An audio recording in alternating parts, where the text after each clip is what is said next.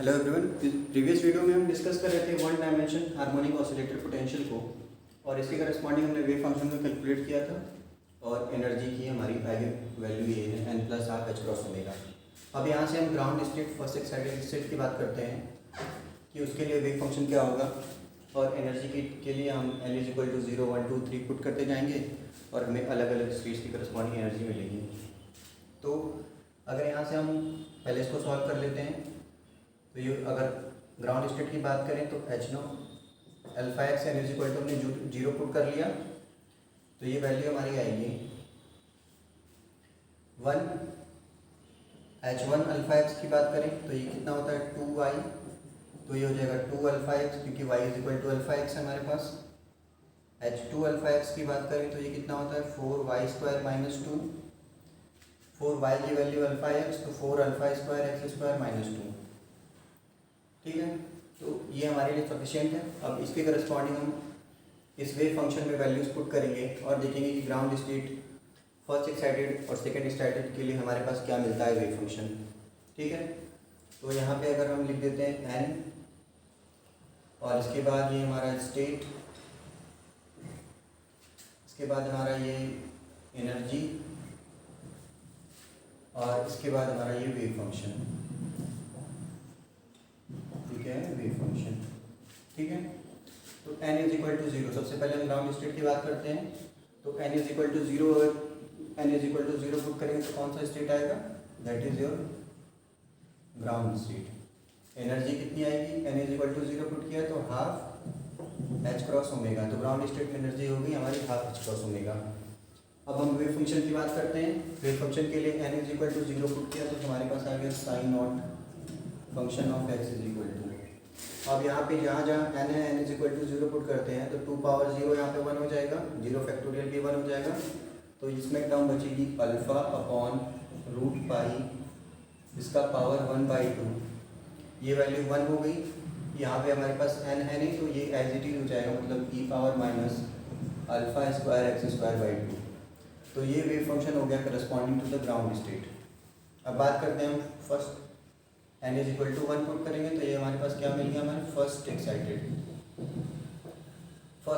State. First excited state means n is equal to 1 put करेंगे तो 1 plus 1/2 means 3/2 h cross omega psi 1 x. अब यहाँ पे put किया n इज इक्वल टू 1 तो 2 power 1 1 2 हो जाएगा, और n फैक्टोरियल 1 का फैक्टोरियल 1, तो ये हो जाएगा alpha upon 2 under root pi का पावर 1/2, और यहाँ पे H1 अल्फा एक्स की वैल्यू यहाँ से हो जाएगी 2 अल्फा एक्स, और ये value e power minus alpha square x square by 2। तो ये वैल्यू हो गई किसके लिए, वेव फंक्शन की फर्स्ट एक्साइटेड स्टेट के लिए। अब बात करते हैं n is equal to 2 put करते हैं तो ये क्या हो जाएगा second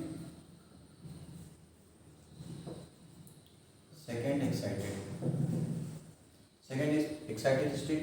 n is equal to 2 put किया, कितना आया 5/2 एच क्रॉस ओमेगा। अब वेव फंक्शन लिखेंगे सेकेंड एक्साइटेड स्टेट के लिए, तो वो किस तरीके से लिखेंगे। अब हमारे पास n इज इक्वल टू कितना 2 पुट करना है, तो ये हो जाएगा अल्फा डिवाइडेड बाई 2 का पावर 2 यहाँ पे हो जाएगा 4, फिर 2 का फैक्टोरियल 2 मतलब 4 2 जा 8 अंडर रूट पाई का पावर 1/2, और यहाँ पे आएगा H2 अल्फा एक्स की वैल्यू ये है 4 alpha square x square minus 2, और फिर क्या होगा e power minus alpha square x square by 2। तो ये हो गया करस्पॉन्डिंग टू वेव फंक्शन हमारा ground state, first excited, second state. इसी तरीके से हम n की और भी वैल्यूज पुट करके और इस हर्माइट पॉलिनोमियल को सॉल्व करके हम आगे की वैल्यूज भी लिख सकते हैं। अब हम इसे प्लॉट करने की कोशिश करते हैं कि हम इसको प्लॉट किस तरीके से करेंगे। अगर हम इसको प्लॉट करते हैं अपने हार्मोनिक ऑसिलेटर के पोटेंशियल में, ठीक है, तो ये कुछ इस तरीके से पैराबोलिक का फॉर्म होता है हार्मोनिक ऑसिलेटर पोटेंशियल का। ये करस्पॉन्डिंग टू ग्राउंड स्टेट ये हमारा n इज इक्वल टू 0 हो गया ग्राउंड स्टेट, और इस पे हमारी एनर्जी कितनी है n इज इक्वल टू 0 के लिए हाफ एच क्रॉस ओमेगा, ये हो गया 1/2 एच क्रॉस ओमेगा, ये एनर्जी हो गई। अब हम वेव फंक्शन को अगर प्लॉट करते हैं तो वेव फंक्शन देखते हैं हमारे पास क्या है, साइन नॉट, ये तो हमारे पास इसकी डिपेंडेंसी किसके साथ है, साइन नॉट एक्स की जो डिपेंडेंसी है वो है e power minus alpha square x square by 2 पे है। अगर मैं यहाँ पे 0 वैल्यू रखता हूँ x की तो एक हमें मैक्सिमम वैल्यू मिल जाएगी, और x को अगर बढ़ाएंगे उसके बाद तो क्योंकि ये एक्स स्क्वायर है और यहाँ पे नेगेटिव भी टर्म है, तो अगर x की अगर नेगेटिव वैल्यू पे रखेंगे तो भी कोई इफेक्ट नहीं पड़ेगा, मतलब एक्सपोनेंशियली डिक्रीजिंग आएगा दोनों ही केसेस में, तो ये एक्सपोनेंशियली डिक्रीज कर जाएगा यहाँ से। इसको आप अपने हिसाब से और अच्छे से बना सकते हैं, बस मैं ये आपका एक्सपोनेंशियल डिक्रीजिंग है। वैसे भी हमें पता है ये क्या है, गॉसियन है, तो गॉसियन का फॉर्म इस तरीके से ही होता है। ठीक है, आगे चलते हैं। हाफ एच क्रॉस ओमेगा के बाद आपका फर्स्ट एक्साइटेड स्टेट है n इज इक्वल टू 1। अब इन दोनों के बीच में गैप कितना है, इसको माइनस करेंगे तो एच क्रॉस ओमेगा का गैप है, तो ये हो गया हमारा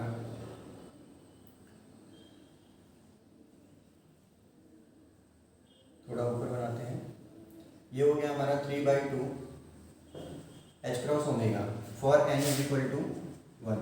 मतलब फर्स्ट एक्साइटेड के लिए अगर हम प्लॉट करें तो चेक करते हैं यहाँ पे डिपेंडेंसी किस पे है, अल्फा 1 x, ये डिपेंड कर रहा है, ये सब तो कांस्टेंट आप x पे डिपेंड करेगा, और e power minus alpha square x square by 2 इसके मल्टीपल में है। तो पहले क्या होगा, अगर हम वैल्यूज पुट करेंगे तो x के साथ तो ये इंक्रीज करेगा क्योंकि डायरेक्ट प्रोपोर्शनल है, x के साथ ये क्या करेगा, इंक्रीज करेगा। ठीक है, उसके बाद e power minus alpha square x square के साथ इसकी वैल्यू डिक्रीज होगी, एक्सपोनेंशियली डिक्रीज होगी। ठीक वही नेगेटिव में भी पुट करेंगे तो भी यहाँ पे कोई इफेक्ट नहीं पड़ने वाला क्योंकि यहाँ पे स्क्वायर की टर्म है, नेगेटिव में भी ये इंक्रीज करेगा, और उसके बाद ये एक्सपोनेंशियल की टर्म के साथ एक्सपोनेंशियली डिक्रीजिंग की टर्म आएगी, क्योंकि यहाँ पे अगर हम नेगेटिव भी रखेंगे तो एक्स स्क्वायर है तो वहाँ पे पॉजिटिव वैल्यू आएगी, और e पावर माइनस की टर्म आएगी, e पावर माइनस की टर्म मतलब एक्सपोनेंशियली डिक्रीजिंग। अब देखते हैं फिर उसके बाद सेकेंड एक्साइटेड की टर्म, तो भी यहाँ पे एनर्जी का गैप कितना है, एच क्रॉस ओमेगा, मतलब क्या है, एनर्जी इक्वल स्पेस्ड है, इक्वल स्पेस, और स्पेस कितना है, एच क्रॉस ओमेगा का। अगर इसको प्लॉट करते हैं तो देखते हैं हमारा क्या टर्म आता है, क्या फॉर्म बनती है वेव फंक्शन की प्लॉट करने पे, n इज इक्वल टू 2, और यहाँ पे एनर्जी कितनी है, 5 एच क्रॉस ओमेगा। ये हमें इक्वल स्पेस ही बनाना है क्योंकि सब में गैप कितना है, एच क्रॉस ओमेगा का ही गैप है। अगर यहाँ पे अगर हम डिपेंडेंसी चेक करते हैं सेकेंड एक्साइटेड के लिए, तो ये डिपेंड कर रहा है 4 alpha square x square minus 2 e power minus alpha square x square by 2। ठीक है, अगर मैं यहाँ पे x is equal to 0 put करता हूँ तो ये तो वन टर्म हो जाएगी, यहाँ पे अगर 0 पुट करेंगे तो ये नेगेटिव वैल्यू देगा, मतलब अगर मैंने 0 पुट किया तो यहाँ पे हमारे पास कोई नेगेटिव वैल्यू मिली। ठीक है, अगर इसके बाद हम इसको 0 के बाद आगे बढ़ाते हैं तो ये इंक्रीज करना स्टार्ट करेगा, इंक्रीज करते करते कुछ वैल्यू इसकी आएगी जो उससे ज़्यादा हो जाएगी, इसका मतलब यहाँ पे हमें पॉजिटिव वैल्यू भी मिल सकती है। कहने का मतलब ये है कि इंक्रीज करते करते ये पॉजिटिव में भी जा सकता है। उसके बाद क्या होगा, एक्सपोनेंशियली डिक्रीज इस टर्म के अकॉर्डिंग। ठीक वही चीज़ नेगेटिव में भी होगी क्योंकि यहाँ पे एक्स स्क्वायर की टर्म है और यहाँ पे भी एक्स स्क्वायर की टर्म है, तो पॉजिटिव वैल्यू रखें हम एक्स की या नेगेटिव वैल्यू रखें, वो स्क्वायर होकर पॉजिटिव आएगा, मीन्स पहले ही आपका इंक्रीज करेगा। ये ध्यान से बनाना है कि क्लियर रहे, पहले ये इंक्रीज करेगा फिर एक्सपोनेंशियली डिक्रीज की टर्म आएगी। ठीक है, यहाँ पे हम देख रहे हैं कि कुछ ग्राफ हमारे पास सिमेट्रिक मिल रहे हैं और कुछ आपके सिमेट्रिक नहीं मिल रहे हैं, तो इस चीज़ का डिस्कस करेंगे नेक्स्ट वीडियो में। आई होप आपको ये समझ में आया होगा कि किस तरीके से प्लॉट होता है और किस तरीके से हम इसको कैलकुलेट कर सकते हैं। Thank you and please share.